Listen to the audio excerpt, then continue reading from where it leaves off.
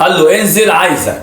طبعا التاني كتقديرا ليه ركن العربية ونزل عشان يتكلم معاه، وبعد ما نزل اتغدر بيه، وحاليا دلوقتي في المستشفى بين الحياة والموت، وطبعا اهله بيطالبوا بحقه. يا هل ترى ايه الحكاية؟ يلا بينا عشان احكي لك التفاصيل الكاملة في اصل الجريمة.